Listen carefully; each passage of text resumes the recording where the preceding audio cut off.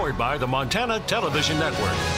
This is the 5:30 News on Q2, Montana's news leader.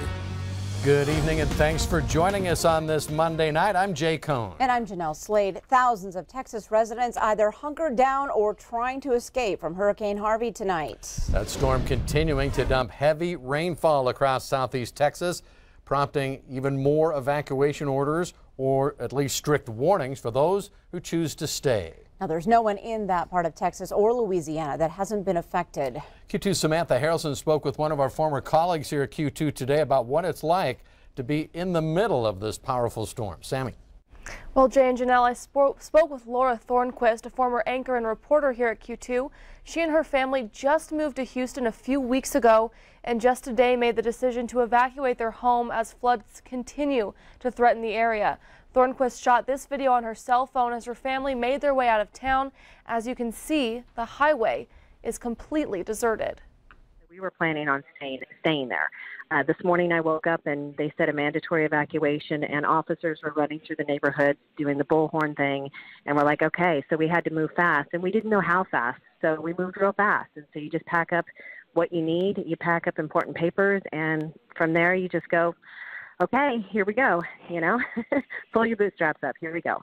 So we were still dry when we left, but I'm watching on our Facebook group posts that things are getting real wet, and we fully anticipate our house to fully flood, probably by the next 2 days. Now, Laura tells me the amazing part of this is how the community is coming together. She said given the circumstance, everyone is keeping their composure and doing what they can to help out their neighbors. Jay and Jeanelle. All right, thank you, Sammy. And not everyone is trying to get out of Houston. Some people are actually trying to get back to town. In a case in point, my son Andy, who lives in the Houston area, he and his wife were in South Carolina vacationing this weekend when, you know what, they realized the window to get back to Houston was closing quickly. So they grabbed a flight to Dallas yesterday and then found themselves driving through Tropical Storm Harvey for 3 hours so they could get back to their home and check on their pets. First hour was fine. It wasn't raining at all, and then it slightly progressed. It started with sprinkling rain, and then it was pretty much a downpour for about 2 hours. Had our windshield wipers on full blast for basically a full 2 hours. But, the roads weren't bad. We were able to go posted speeds, and nobody on the roads in Houston, which is pretty rare, but that made it a lot easier. I should point out Andy and Lisa live north of Houston in the Spring and the Woodlands area, which has not been affected that much. But he does say that since they got home last night about 10 o'clock, over 5 inches of rain he's recorded in his rain gauge. They both work in the oil industry, and they'll be working at home this week. Wow. The road to their office building is totally underwater.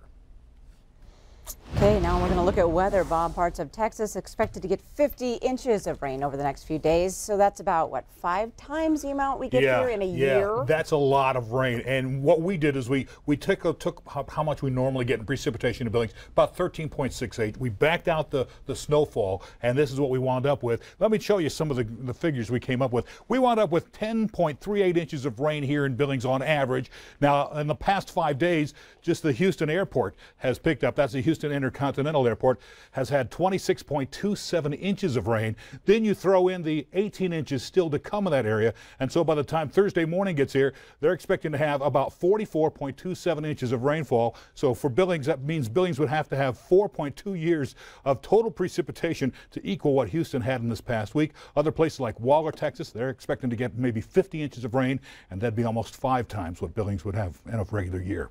Amazing. Our forecast doesn't have too much rain in it. We'll chat about that in a few more minutes. All right, thanks, Bob. And in case you're wondering, the Red Cross of Montana is on standby. They're waiting to hear what they can do to help out their friends in Texas. And they're saying right now the organization asking Montanans just to help out by making donations. Meanwhile, back here at home, firefighters attacking a fire burning between Livingston and Big Timber, and they're doing that from the air tonight. The Mendenhall fire sparked over the weekend. The latest update provided crews a better estimate of the fire size, which is now at 1,275 acres. 13 engines, 1 crew, 5 heavy pieces of equipment, and 2 helicopters are on scene. The fire is only 5% contained, but we're hoping that number will jump when officials release the latest statistics on the fire later this evening. Fire resources were successful in the last 24 hours to construct additional fire lines and at least to stop the fire's spread. Now, residents along the West Boulder Road within Sweetgrass County remain in pre-evacuation and need to be prepared to leave if necessary. And also Stage 2 fire restrictions now in effect for Sweetgrass County. Now that fire just adding to the thick cloud of smoke covering Billings tonight. In fact, most of Montana still dealing with air quality issues. And take a look. Billings waking up to more smoke in the air over the Yellowstone Valley. And the air quality continued to get worse throughout the day. Look at that. Now the State Department of Environmental Quality monitors and reports on the health effects every hour. I want to show you this map that shows much of western Montana in the red. That indicates elevated levels of smoke in the air. And here in Billings, our air quality currently listed as unhealthy. Seeley Lake is the chart on the right. Residents there have been suffering through weeks of unhealthy air. Today, their air quality exceeded the hazardous category. And this satellite image tracks wildfire smoke plumes from space. As you can see, it shows much of central and western Montana with impact of that heavy smoke. Police in Powell, Wyoming arrested a man who was calmly sitting on his porch after apparently shooting and killing his wife. 64-year-old David Eugene Williamson being held at the Park County Detention Center where he faces a charge of second-degree murder. Now, the dispatch there received a call Saturday morning from a man who said his wife was dead.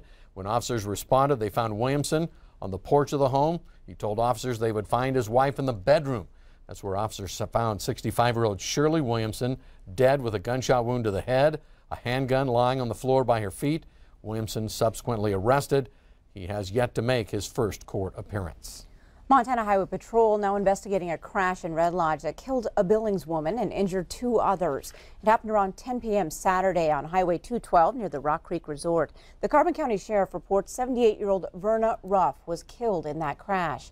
According to MHP, a Billings man was northbound on Highway 212 in a Chevy pickup truck. An elderly Billings man was driving a Chevrolet Cruze and entered the highway where the posted speed limit is 60 miles per hour. The truck rear-ended that passenger car, causing it to spin off the shoulder. The woman was pronounced dead at the hospital. Speed and alcohol are both considered factors in the crash. Well, Montana has some of the nation's lowest crime rates, but our correctional system continues to grow in size and cost. And this year, the state legislature enacted a sweeping set of laws designed to take a step in the opposite direction. Tonight, MTN's Mike Dennison and Mackenzie Frost begin to examine this ambitious move to downsize Montana's correctional system. Montana has 15,000 criminal offenders under its control, and unless something changes, that amount is projected to grow in coming years. But in a bipartisan move, state lawmakers this year adopted plans meant to reduce that number by at least 2,600 people over the next 6 years and save $50 million or more. The main thrust of these reforms is to cut the rate of offenders who re-offend and get sent to prison, known as recidivism. Among other things, that means more targeted treatment for most offenders and a clear path to serve their time and get out of the system. 90+% of people are released from jails and prisons, and they come back and they live in our society. You want to have people come back and be productive in it, and not be at increased danger to the community. The expectation now is you do everything you can to prepare these individuals to go home and to be good fathers, to be good husbands, to be good members of the community, and they are going home. Key changes include customized goals each offender must meet in order to be released or end their supervision, a full-time professional parole board with consistent guidelines for paroling inmates that meet those requirements, more supervision of high-risk inmates and less for those considered low risk, removing offenders from supervision if their record is clean for a certain time, and pretrial screenings for people who've been arrested to keep them out of jail if they're a low risk to public safety. What we're trying to do is reduce the pressure on jails and save those spots for people who really deserve them. Don't put people in jail for dumb stuff. That's kind of what it comes down to. Governor Steve Bullock's administration is on board with the changes too, but they also acknowledge it means a lot of work from the Corrections Department, private contractors, and others. We won't be 100% successful. That's just the reality of the business we live in, but I think this will have an effect that will create some positive change for individuals. And if we can keep fewer people in jail, then I think this community will benefit from it. Make no mistake, the state and its correctional system is taking on a big task, and we won't know for at least a year or two whether it's successful. Reporting from Deer Lodge, Mike Dennison, MTN News.